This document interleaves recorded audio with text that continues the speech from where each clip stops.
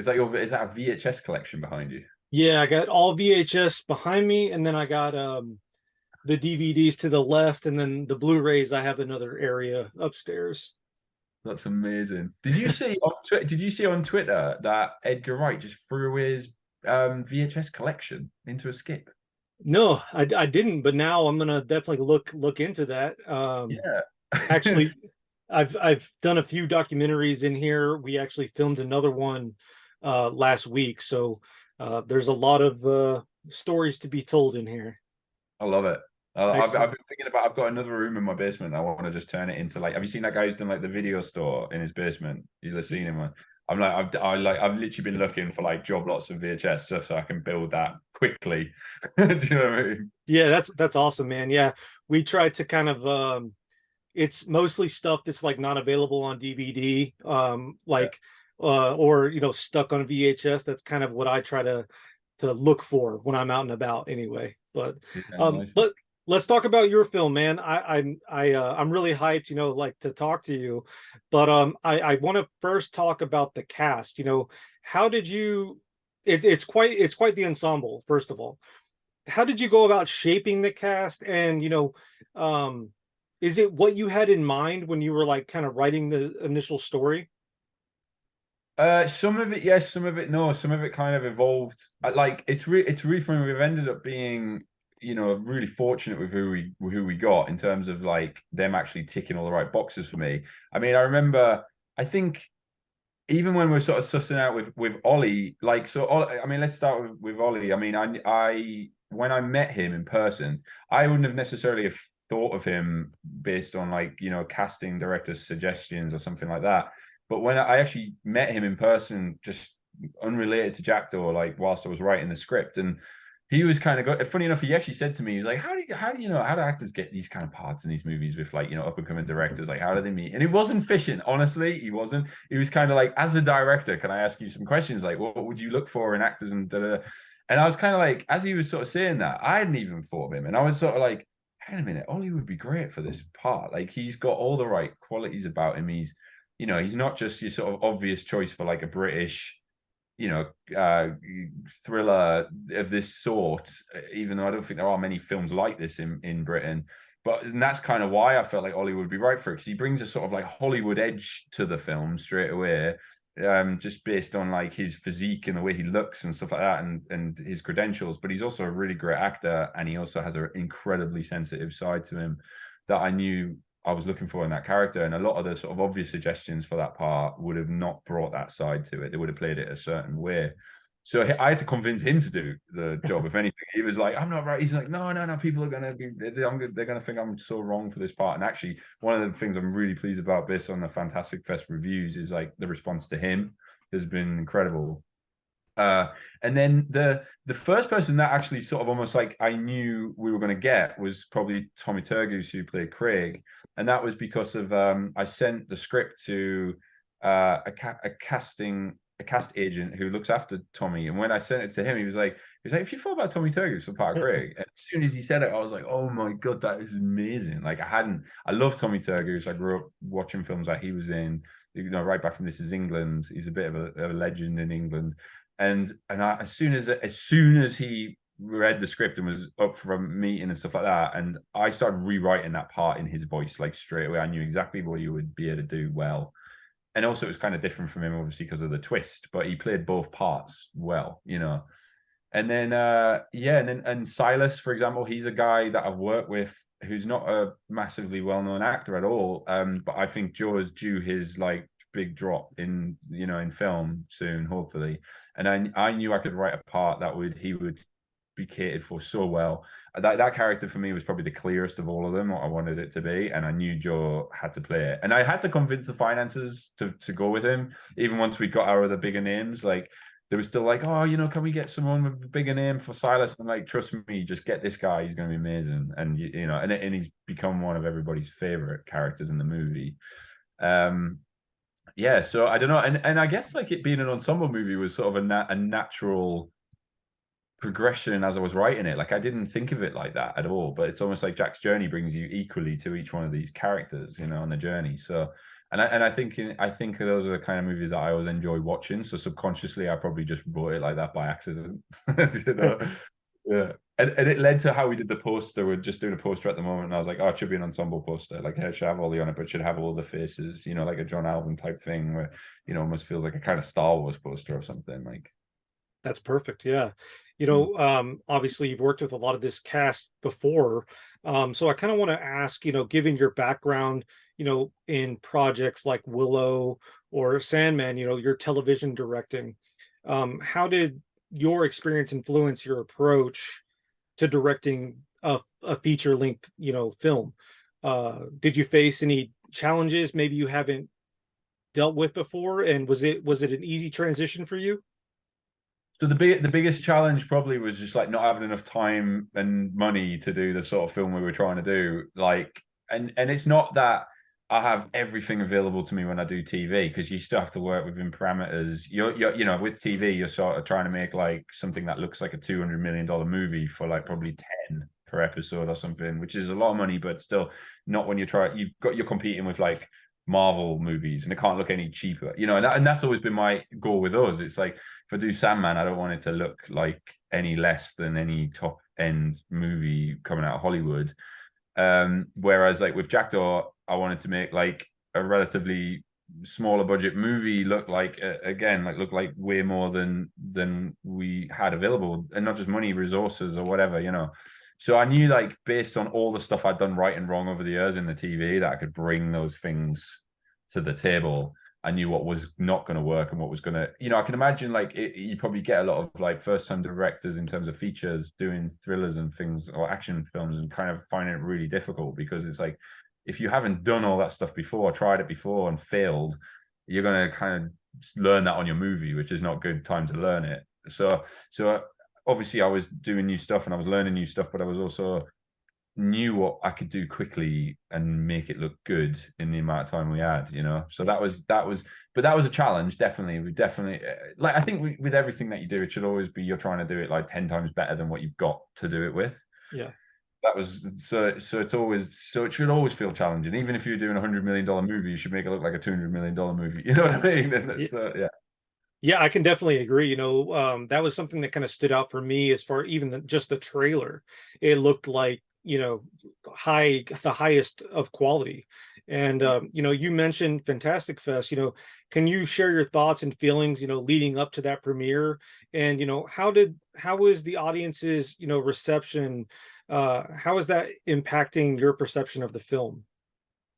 So I'd heard really good things about people I knew who'd gone to Fantastic Fest before, you know, before I found out. Well, sorry, when I found out that we got into it, like people I know who love going to film festivals and stuff are like, oh, that's such a good play. Like, you're in safe hands there. This is great. So, but obviously, still, it's like me releasing my first film to the first ever audience Yeah. outside of like people who worked on it to see it. So that was quite terrifying, as you can imagine. And it's an American audience mostly at Fantastic Fest. So it's like, you know, I'm taking a film that is like set in Britain, but I wanted to try and make something that felt more American, but in England. And then taking that to an American audience with, you know, the film's got colloquialisms in and things like, you're thinking, do these even translate? And even to some British audiences, they probably won't, because it's very northern in ways as well.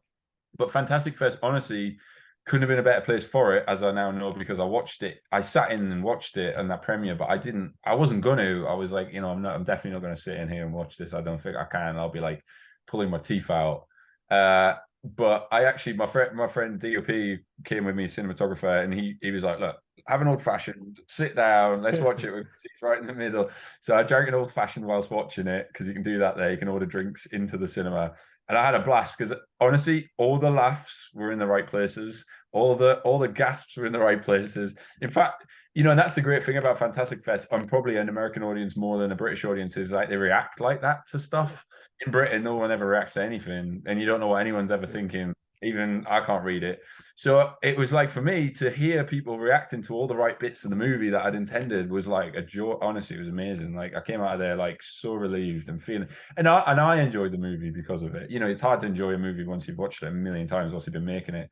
But I watched that fresh. Like, that for Yeah. me was like watching it the first time.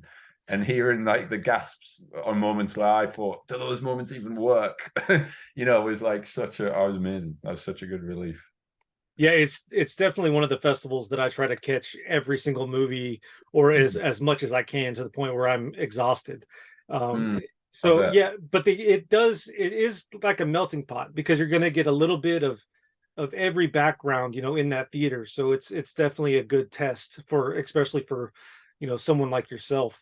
Um, I am also kind of curious, about the inspiration behind the film. What kind of inspired you to write this story, and then motivated you to kind of put it on film? How did this all come to be? So I mean, I think like I basically just sat down and wrote the script myself. It was a spec script. There wasn't anybody like even offering me money to do anything at that point in time. It was like I often do this if I'm not working on TV, I'll sit down and start writing, because I know that if I don't do the work, then nothing will happen. So I was like, I need to make a film because I need to get out of like just being seen as a TV director. So I sat down and wrote it. I think like Jackdaw's plot as such is not the most original plot in the world, and plot is not the thing that interests me. So I didn't want to make the plot too complicated.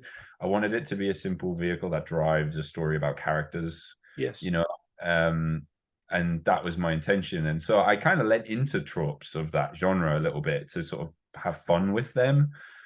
So that was kind of like where the plot came from. And then the idea of the Jackdaw as a character, I'd sort of had this idea for a long time about this character, and I kind of wanted to sort of like play fun slightly at like superhero genre movies. I was like, what if like someone struggling with like their place in this kind of working class town, someone with a sensitive side to themselves, growing up in a very masculine world, like how do you deal?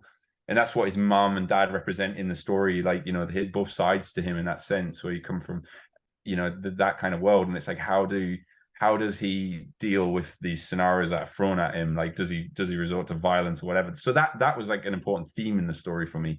But I didn't really know what I was going to do with it until I sat down and just started writing it. And that was kind of like a very linear process where I didn't really plan the story out that much. I just kind of almost just had fun writing it, just being like, what happens next to him? Yeah. Like, let's find out on the next page. That's just like, that was fun writing it. And I thought if the movie never gets made, at least I had a lot of fun writing it. Well, what kind of stuff did you watch growing up? Because like the main thing that or what kind of stuff do you enjoy watching? Because like, considering your TV stuff, like this is like beyond that. This is you.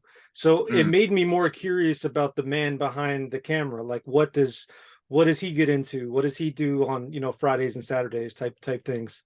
Well, for me, like, so references to the movie go from anywhere. Like, I would say, like, mostly I love like Walter Hill like movies, or like John Carpenter, of those kind of like sort of late 80s, early 90s, or like even going as far as like Tony Scott thrillers from like mid 90s, or like True Romance, like larger than life, like so I had like definitely True Romance was like a big reference on this film, but also like the world building aspect of it was more of a Walter Hill or a John Carpenter thing, where it was like these kind of grungy 80s worlds that felt way larger than life. They didn't feel real. Yeah. Or for me, or maybe in the 80s it felt more real, but like for me now, I'm like, I wish those corners of America still existed. Like, like the Warriors, for example, you're like, it's set in New York. Like everyone knows it's New York, but it's not New York that actually exists. It's like dystopian New York, or it's like Escape from New York. It's like that kind of this weird, like almost anime kind of world, like cyberpunky kind of thing. So I was like, no one really ever does that in Britain. No one's really ever done it in Britain. But I know where I grew up that I have landscapes that could like look like those early John Carpenter movies. Yeah. So those were the films that massively inspired, whether it's Assault on Precinct 13, where you have these gangs come out of nowhere and they're just like the gangs. They're like, what's their motive, or just causing chaos like for no reason. I'm like, yeah, I know people like that. Like maybe that could be in the movie. Yeah, I love it, man. Yeah. And I definitely do see the Carpenter vibe. I think that you should run with that, man. I'm really curious to see what comes next from you, with that kind of lens. It's very interesting to play with. Um, I want to ask a little bit about your collaboration with Oliver. You know, how did you guys work together? What was the creative process between you? Because it was fun to watch, and I know that a lot of that was you. So how do you guys work together?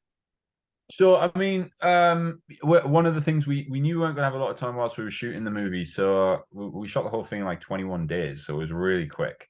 And you know, Ollie's used to doing big high-end TV, so am I. Like, I needed to prep him for like how fast we were going to be moving on this thing.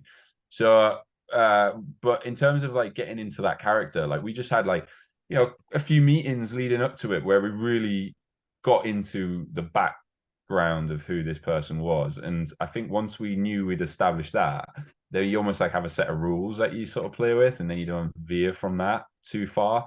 So it means that on the day, like you're not necessarily haven't rehearsed that scene, or you haven't like figured out what's going to happen in that scene. But I quite like that. I'd rather keep it spontaneous, and knowing that like if you really understand who the character is, then you can like react in the right way to what happens on screen.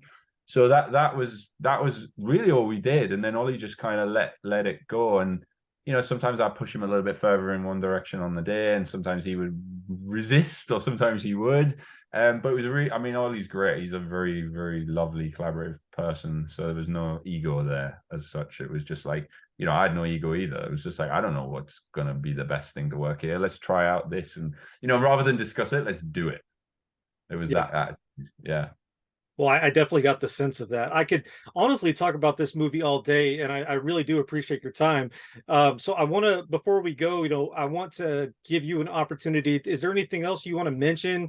You know, this is starting to kind of get to wider audiences. You know, is there a message you have for these people? Like maybe sell the film to them if they're on the fence about it.